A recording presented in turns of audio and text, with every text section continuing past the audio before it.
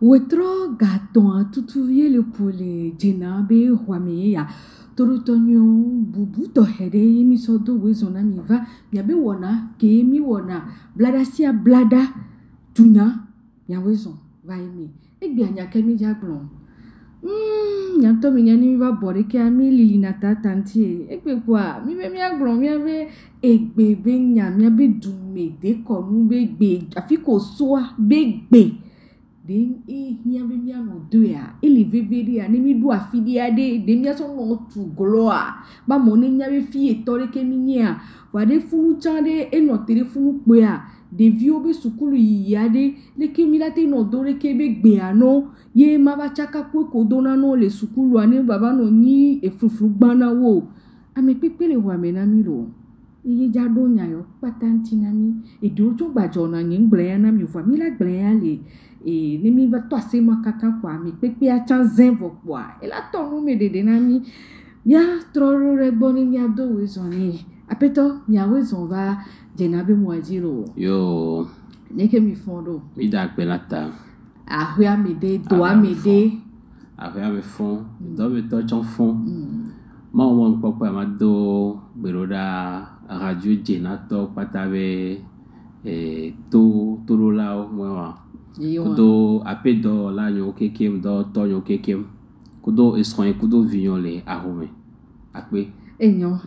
zare efia nglona to jino to be mi ja kan se to kure mi abe egbe ke mi dona le mi abe dumea mi ja kan se no so intivwa ne la nyo pa mi anto mi de ha mi aroko na to jino to wa nya me ke mi diaro okay ne me ba kono ape sigbele ke de mi blazan le wa dan be Fred et de Maboti. Et les Français, yo vous bien bon avec coach de vie, accompagnateur, kudo des vieux tout dodo alo henna des vieux mi accompagner na des vieux les wabe sukuru be nyao me kudo le kene jena ko ne le wasi yele ki jila la tekpero wanti des vieux la nya wabe jena wala sosoro do me ya bobe eke akpake ni kando ke wana eyewa si do mi bona tutudo le do pe o mi hona mola ho me ku do pe o mi ona ndo de kacha enyo ya dakpe na mi sigbe egbe nene ke mi be mi akan se no sokure mi abe egbe nti ade no be e bia ami be du me be gbe ade de ke mi la se gon mi ro enyo ndo akpena etanya to le lokwesi so kaka mi abe vifeon me a mi don kube o wa do na sena mi gado me le mi abe sukulu be mi gbado mi abe gbe o ne mi ate monuje amo we ne ba coloniser mi nyama gble ne se mi ake ma gble le vegbe me alo gengbe me wa nene benwa eti mi asi kaka ba do gayon to chame egbe a enu benyi enyina edukode be jesi ebe asihoho le ebe dekonu be nuome ego be egbe kele doa ela na fi ola nya fi nso ala fi to nya egbe kele doa gome sese gba le si be nyi kwa mo wele dogbe won mi le ma enu de ka de alo nu de ka de le kenyi enu comme un ami eyin de kana mia pata ba egbe anu be yin le vevere ogbon ba me tigbe mu sebe gbe ogbon be nu we ba egbe ogbon be elan po na npo agbetowe po na npo agbetowe te do na gbe ke won egbe edo asihoho gan de keye mia pata mi ra so so do wo me enyo zande efia le mia ba se nkaka me a mi glombe na ameke musebe gbiowa etigbe wa ibana na ba medole a egbede o sena egbede sigbe mi akobe le dumi mi gbe o coloniser mi kudo egbe a la fido a français mi akobe le togo afi a français e mi dona yovugbe e mi dona voade le yovugbe wa kudo mi abe egbe ke mi dona sigbe gengbe nene ade leke mi la temu no di dodo me vide na sigbe de vio nene o eyo et devi wa oni o le tɔxɛ devi o sena gbe kaba so amegan xoxo munu gbalo ŋuti o gbɔna be langue maternelle o gbɔna be patrie esigbe o sɔ etɔ be nusɔ le na miabe dua eyɔna be patrie wala o ya gbɔn egbea o gbɔna be langue maternelle egɔna be o do dzesi be ne devi la se gbea enɔ kedzi le hɛn le ne anɔ le ƒonuƒo nea ebe gbe ebe sena tutu gbã o be langue maternelle ke wa ne devi ese entɔ be gbea mɔ dede le be la te se amebuwo tsɔ be gbe doa egbebuwo lea ko wo me mi la te kansen le taflatse ame de mu se gbenye vanya nse egbenya ba se ebe gbe ke wa na me de le dzi la ƒonuƒo nea ma te trɔ zo interprète la te kansen kodo la de enu ke gɔme ame ve gɔn le gblɔa ɖevi wa ende be nyi be ne be o le yi sukulu ye gbe ko se tutu gbã ye wa be langue maternelle la yo dona no ve do sukulu yo tɔ gbebu dodo na wa munu ke o le gblɔ o ma te se gɔme o va gbe ko o le dona wa enana galo bo nyana nya ke o le gblɔ bɔ he nene no do problème na devi de yo to ne be maman va au marché avec son sac c'est pas le raffia sac en raffia elle achète des bonbons des beignets au blonok kako blonvoa tamio on va lui poser question mais combien a-t-elle acheté en toi tamio devient raffia que les mewa et chakevo va notre son ne be nous sauva une tobe degbe ebe gbeme e o to mama ya sime so akpete ko so nu ya so long e pone enyanu ke be nya vo rafia be nko kele me nyanu ke be comme c'est kele sio pa ola va gbobe de vie wa e ho problème zéro alum le nyanu va aje no de noa gomenye le be gbeme a tamiola te no do nti pa gado me egbe a enhiana be mia nye ne miate no équilibré ne ndo afilia no le dogbe wan mate se mate kansen kwa mo mate no amedome yengba no sigba me le bleu ame so tepede va wetrime yo va dedare nenyo ke wa pe na ro mianti be mia no équilibré voix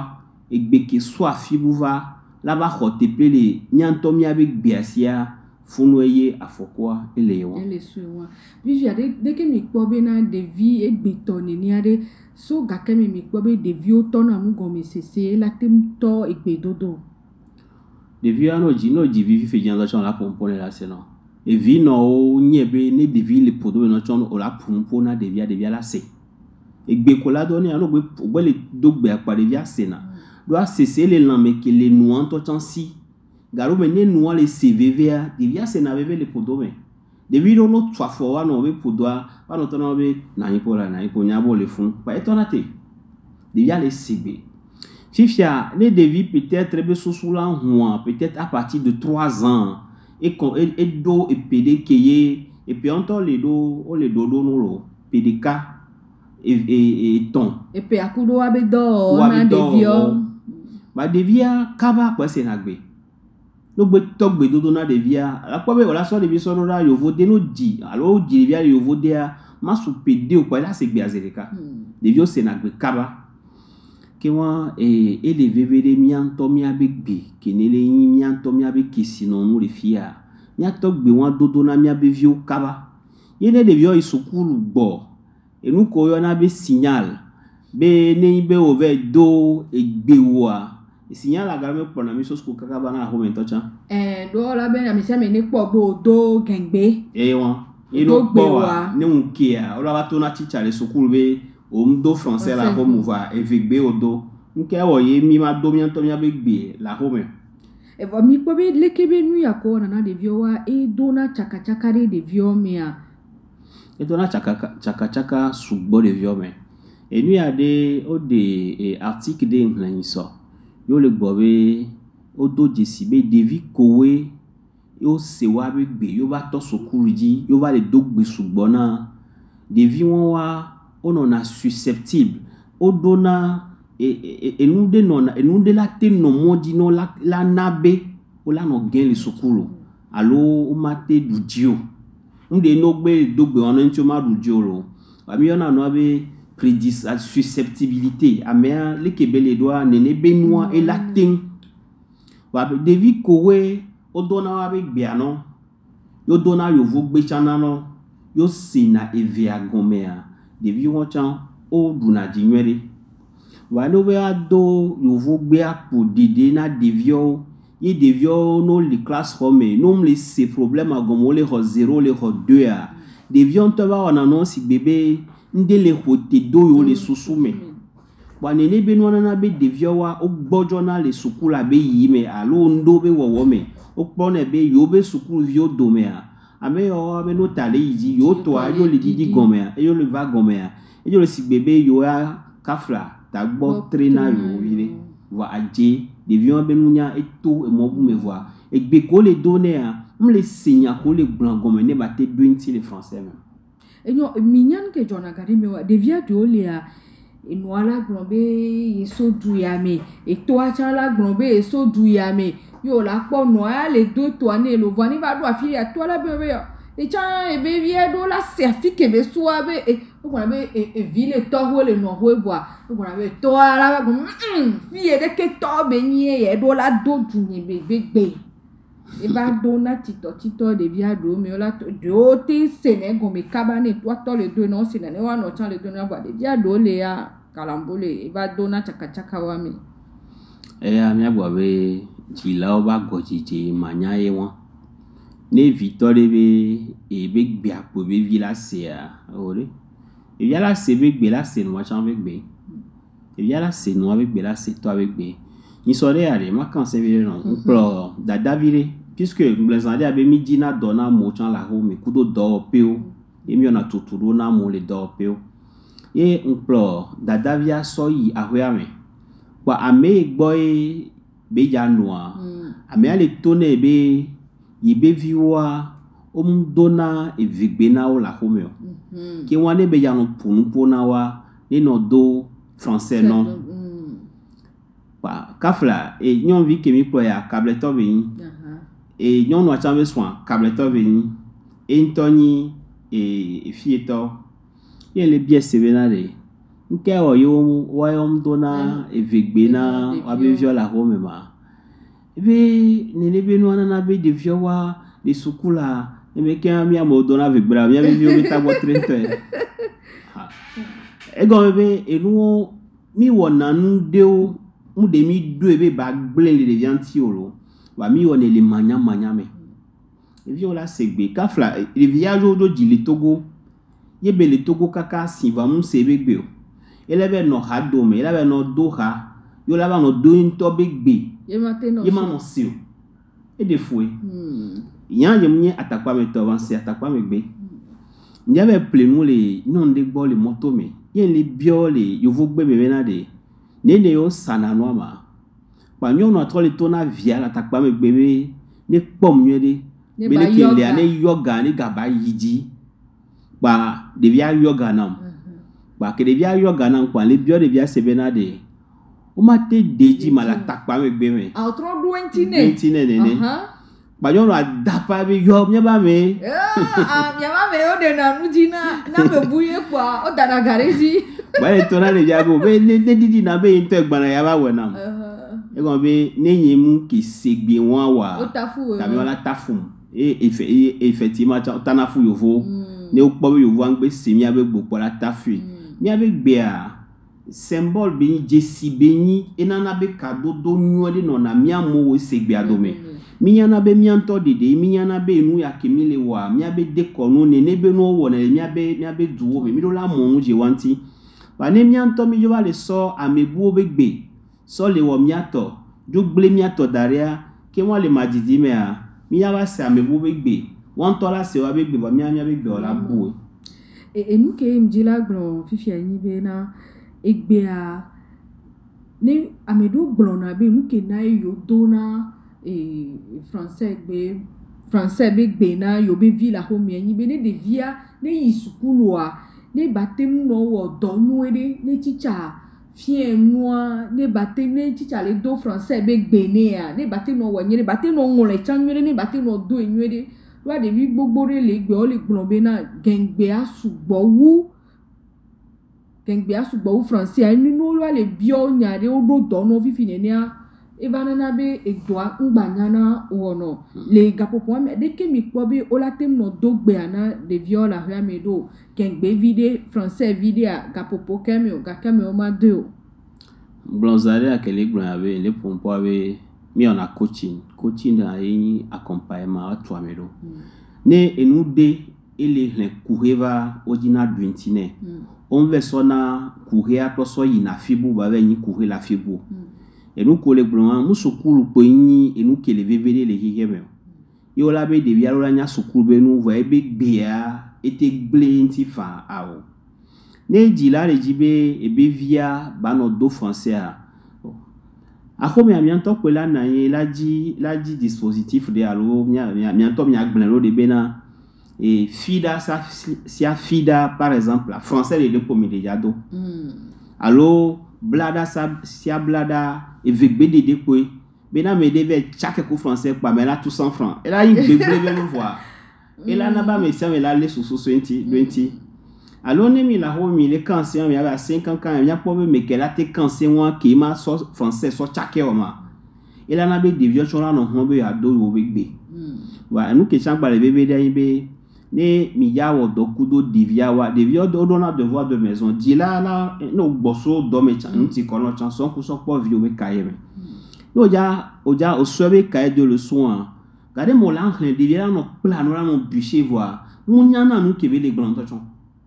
ya vie yon via ni soit les plats le pouvoir exécutif et si am un vele il est bien avec Myriam quand un pouvoir exécutif ma et ben il est cherchant blanc ouais aïe non de noix gomena devia lebe degbe mewa et là no blonde vraiment no second que moi la home a de pomia to mi la solo mi ado ko dibe alon keke veya alon keke to mi la ko ke la nya sona mia me gayo meleki ya mila no dogbe ya mina te no français be enu ya colonie me voir mina gbagbo be anglais jamia so pe fe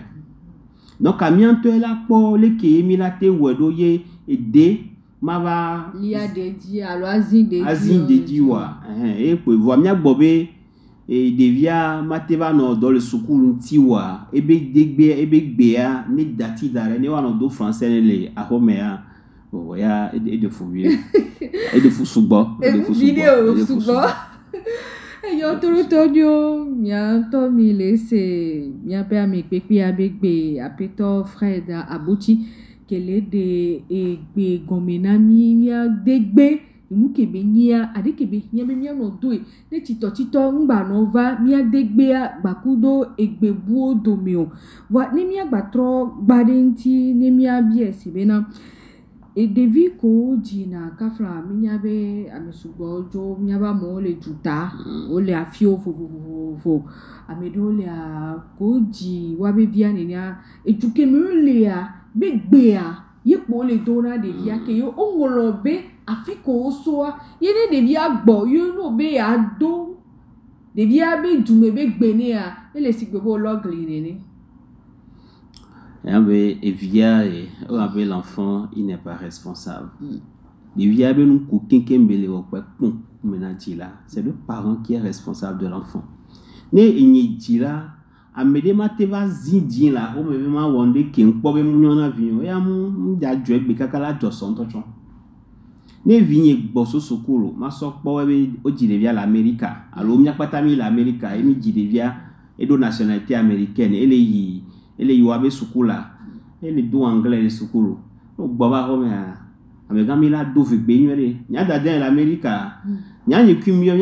mi yo mi no po ke mi do na vigbe alo mi ado gbe mi abe de mi adegbe ore ka fra nya fuganto yin mi do ne vois nene kebe donné na viao ni sori akebe ya gbo so America be edem ne di dada vide ni baba no gbon la ho me vois e vinyo be yo le di yo asi yo be gbe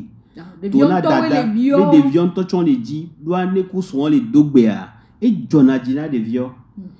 po be tozo identité culturelle o pana me potio dona gbe va o afiko so ande pepem de nefion no gare me no ja ya dona mi abe avobe no ne wa so defion be yo so afile funu to yo nyo no ba do nationalité cha funu to yo nyo yo bo va bia ko va do kaka o va dika e lenti to cha ngona no e donc ane vinyo bo so sukula mi la do vebe proprement to cha mi la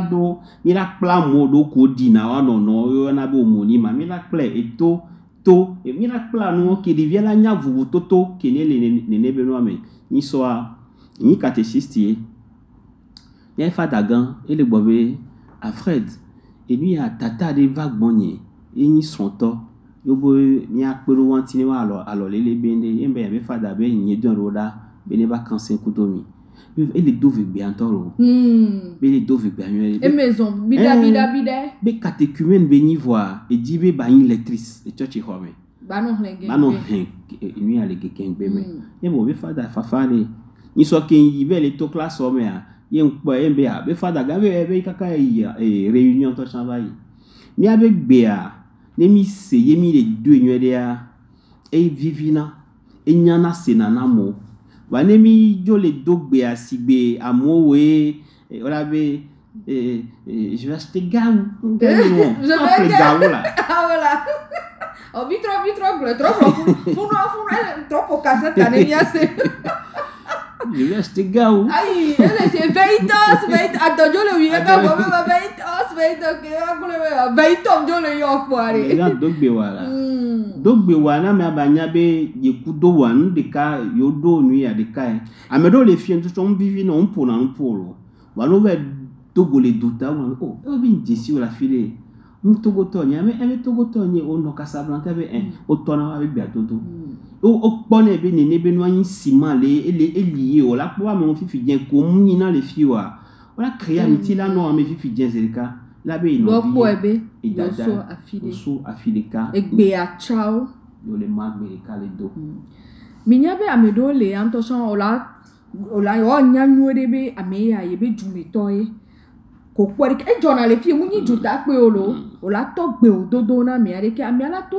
doenti no lo kudo yo vo gbe lo ke ntia yi sukulu koko sukulu gan ye be la to ododo no ne wa to gbe le vare de ke Milano wero gapo po mi e amanya enu ke ni manya no la da ola da e do won se na onvire ça dit que be o po ba me ado pede ki ndi le do la nya va munyo mi yone be ignorance classe ça dit on po me kaka me wa me ya e la nya be no va me gbodo na gbe le be le won e la nya pe va munyo e se na onvire ne kafla nya nye kudo we ye ntisio si bele ke mi de do be ya vifi ye me be do bele conférence internationale e pointo e biado no be tata Sandra le ma yo do français la ma bi o be ne le jo ne le dagbea ma bi o se abi o be affilier les violets 500 les gars qui a no ba continuer le ma be on en be nde le don pour no vie e wa ona be amedo le anu do tepedio wa ojina be yo awo sigbe arika me oli wole fun nene yo mjava tro agbon be yo we so yo be gbe ba fiye mo ole bu identité o nene wa ole bu identité do ali susu o mea e no ala no tono be enu kole wa mu sokudo enu konyo on to chon lo la déclic de no susu me no be amoa po be leko be nu ko o ni wa be nya nsegbenye nkenti ma wa so me bu gbe ye ma do no tugro lo ji voilà gbe tonya dare esgbe David on pona il mis le coaching des enfants quand moi je suis français et mais tu as bien regardé ta peau avec ma peau n'a rien à voir avec la langue que je parle mais tu es malade David on pona nene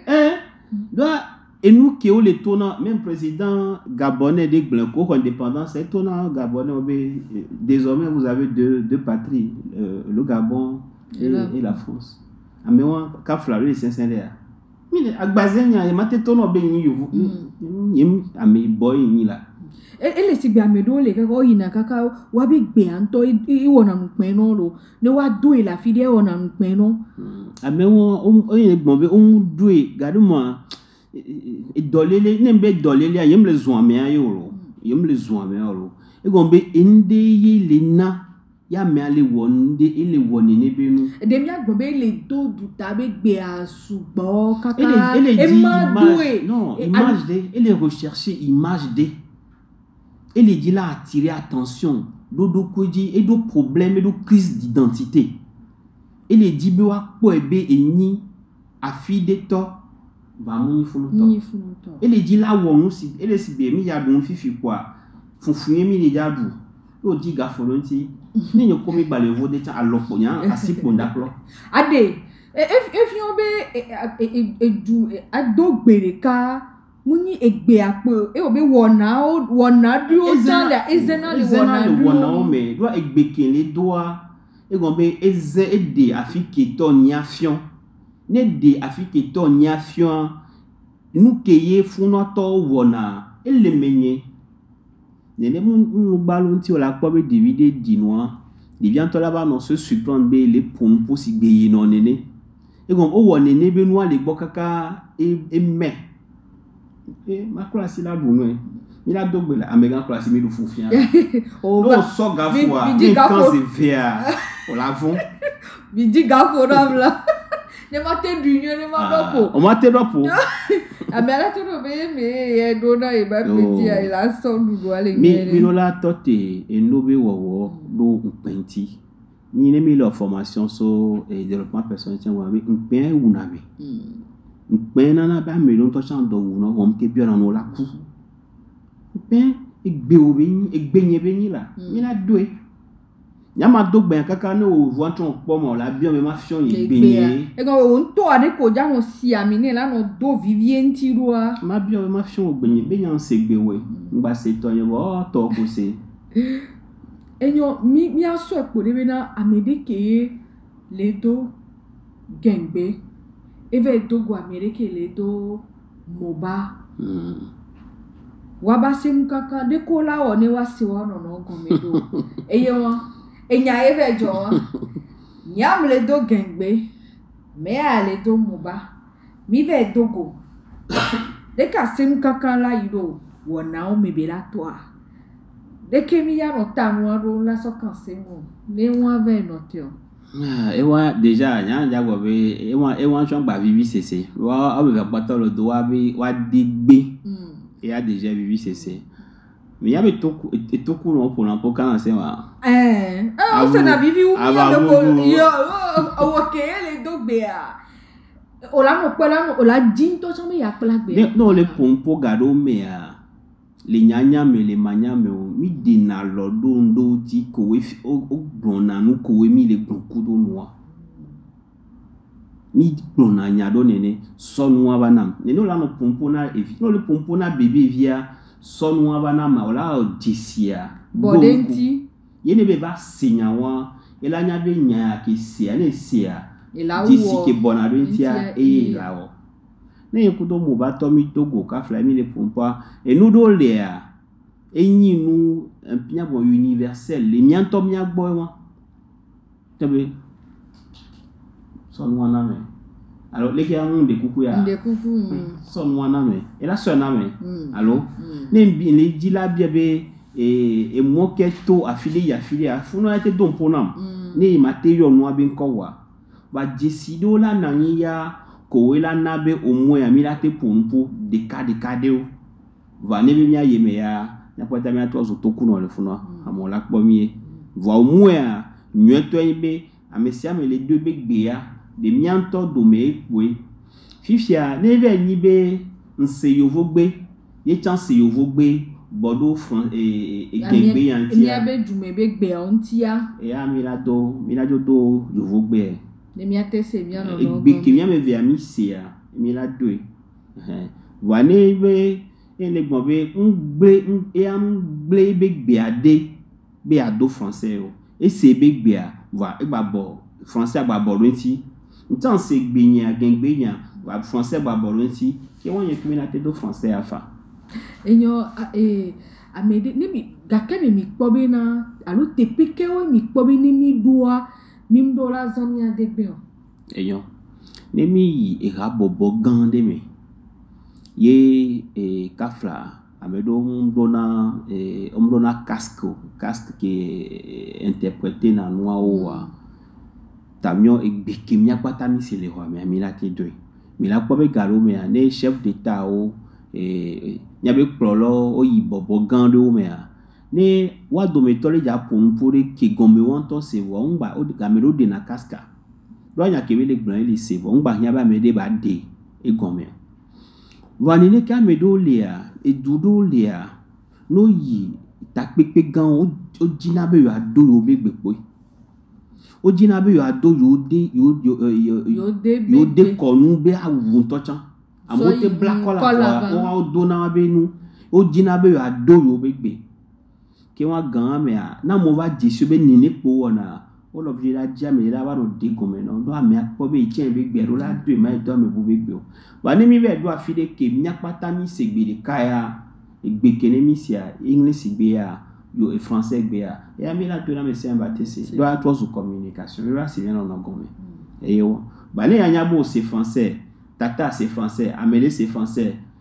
ye voa mi ba se mia be gbe ya nkenti mi ma do mia be gbe o mia be gbe abe mase eba nana garo be ndo lea mi nyana le ki mi la we mia de gbe me mia no le yovo gbe me do anya be o chonse o nya ne be nko ba le mia be nya de gbe me aye mia be nko mia la pose na la ki ne pompo ba cha ke ko eye nda gbo be le ke mia wo ni mi ja do gengbe antonto amia do anuko ade to de mi ngba so egbebu so no chake mi o ni mi ja do epo amia do so ke bi to yi so a po amia so yi zan nkenti so kaka mi be sukula be gomi ja nkenti o mate so evigbe aso lo mi acha mi abe nu me de mi po fifi abena o do la so gengbe ava ola so mi adegbe so do mi abe programme scolaire ho me e ndon ku to chan be ga ke mi le collège nya collège yanto evigbe o we coefficient 1 ko be ni ne coefficient 1 va no so anglais par exemple la ko coefficient 2 par exemple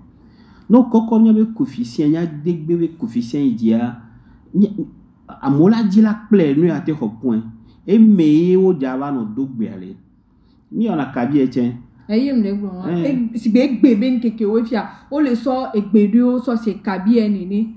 kabi ekudo gengbe le ni ameve ake o so le do o tro so le va sukulu ho so kaka gomejeja me na te so kaka CP1 alo maternelle la na te no do vigbe na de viole sukule e chala yi matière ya la do vigbe na we e sukulu ko gona be de vio ngba do vigbe wa nde kuku na sukulu mo be wa tro le nkudo wa be programme anti nya yi président de l'association des parents d'élèves le vion be sukulu ni kudo directeur mi kanansin eji Davido le ano do français na wa do vigbe chano ne ade cours ko wa leçon ko wa de gomena na devia le vigbe me le e wo be devia la te se gomi kabaso do egbe ke madu e aye won e be la te do nwere do be goyava so photo so fin ala so goyava so ba ya be yo bebe e be teacher le gbon ba no yo nkwa ne so ya e la buta me kaka ma pe o la va te e teacher ba ta na wa si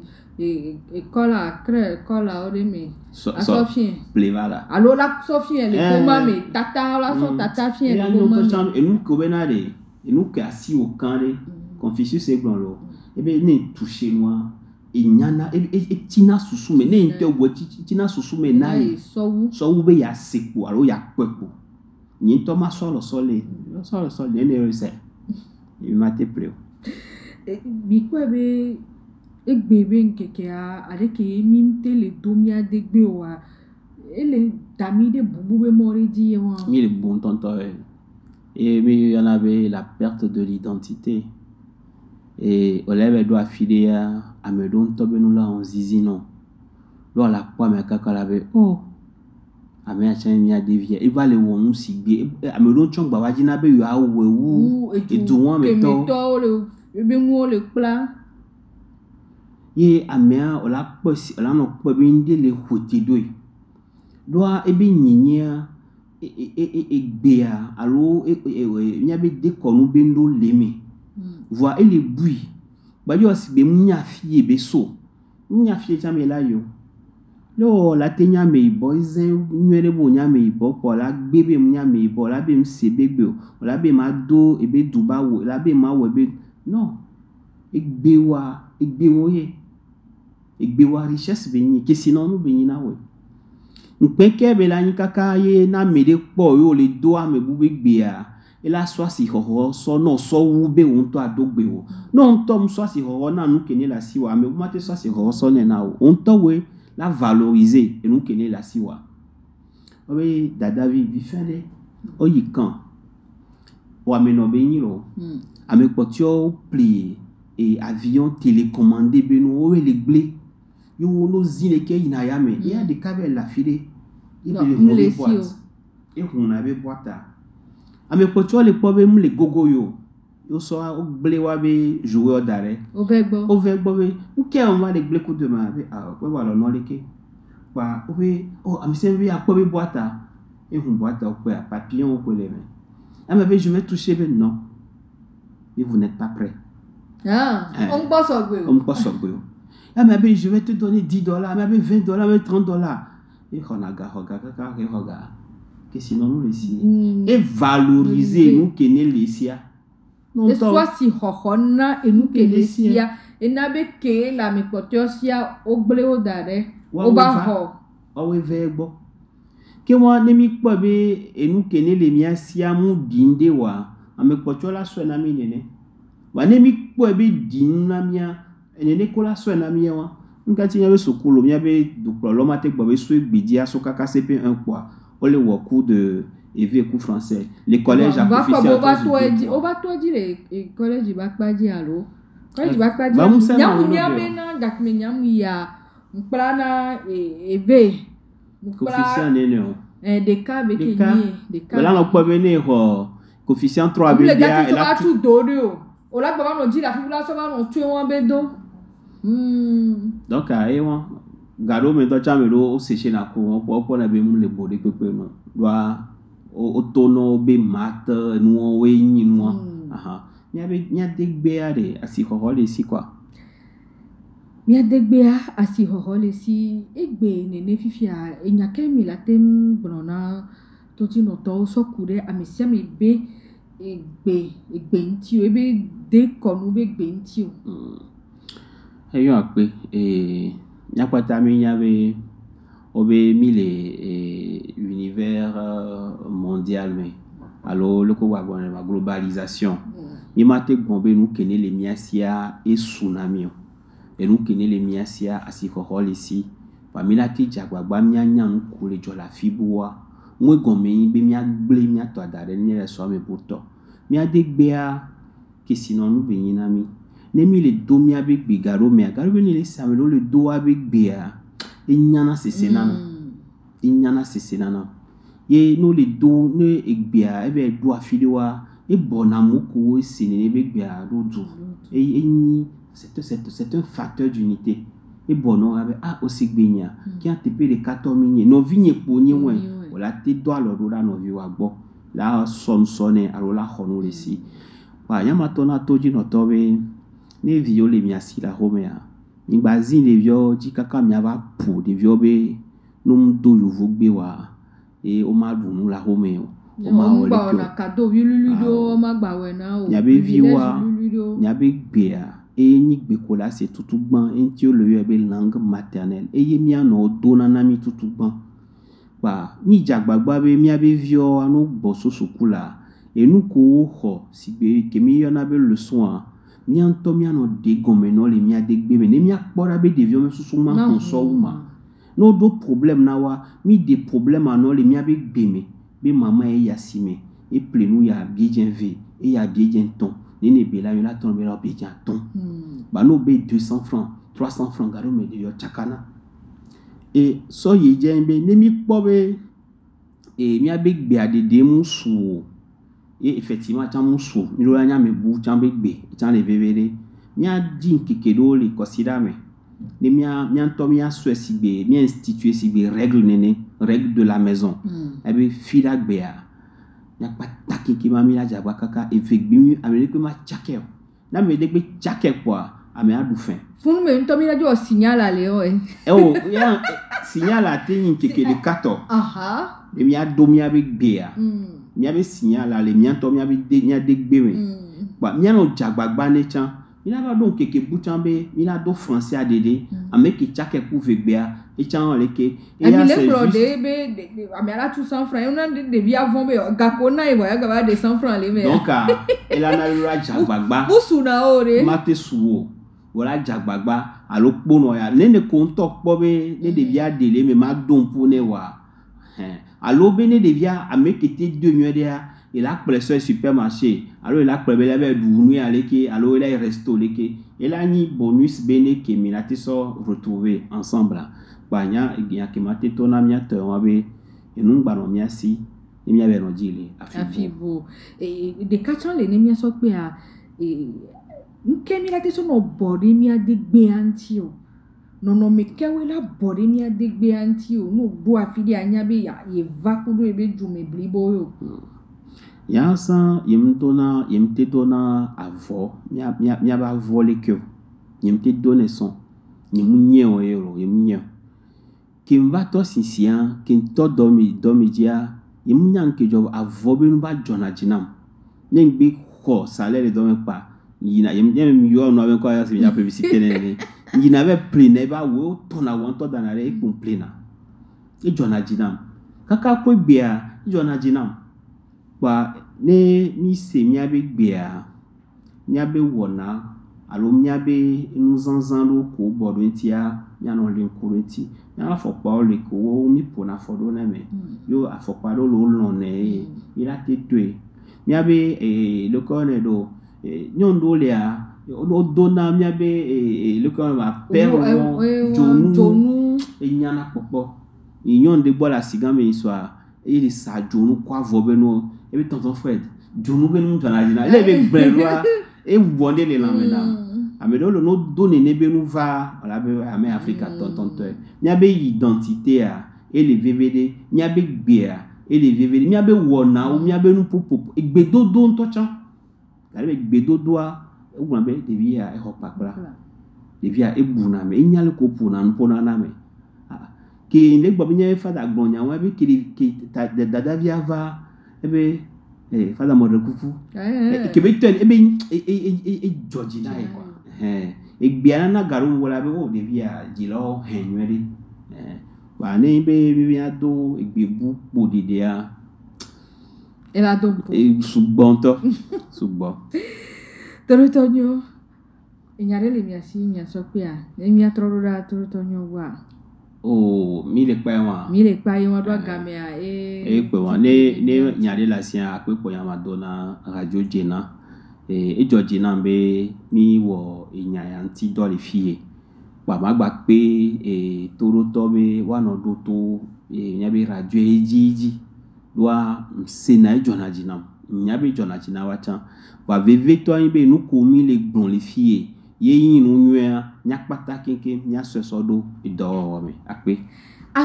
na mi apeto Fred aboti egbia mi ado ko jina to jina to be mi awo no mi anti ye mi troso enu ke nyimi adegbe a mi gba troso fiomi enu ko bona re nti kekema mi gba so fiomi ni mi do afidia npe mu woni olo pe ke mi le do be le silvia oyo na vida Sandra Anthony to jina to mi adagbe na mi menyi swa mi agba no du le etanya bume bye bye